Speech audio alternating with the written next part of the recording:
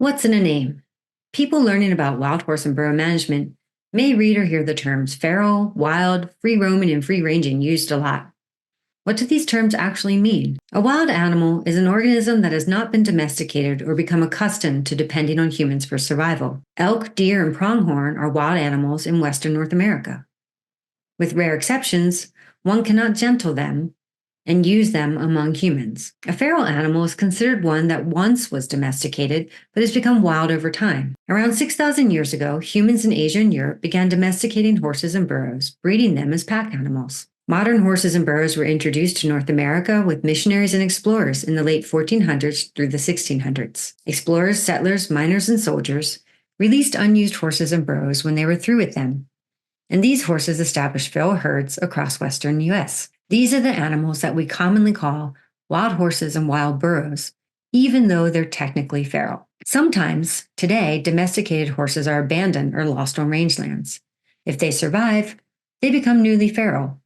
It's difficult to tell how long a horse or horse herd has been feral just by looking at it. Although they appear wild, we can round up horses and gentle them for use among humans.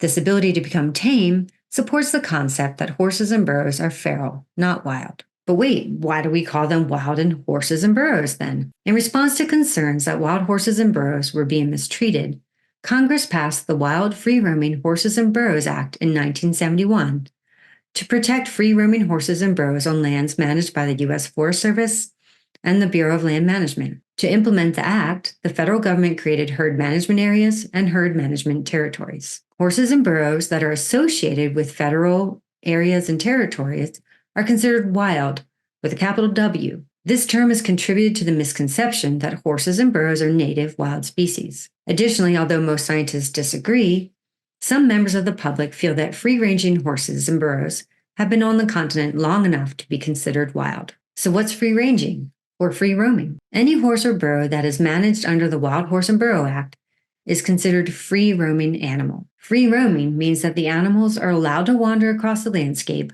uninhibited by fences or herding. We also manage wild horses and burros in off-range holding facilities.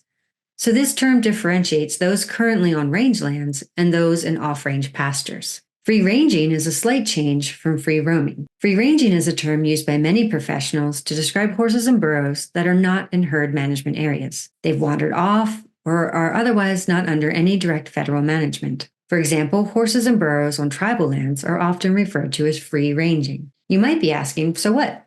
Who cares what they're called?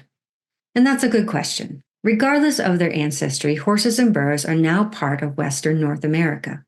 It doesn't matter if they're called wild, feral, free-ranging, or free-roaming. These are mostly political terms. Scientists and managers are concerned not about what to call them, but how to manage their populations so that they are a balanced part of our ecosystem.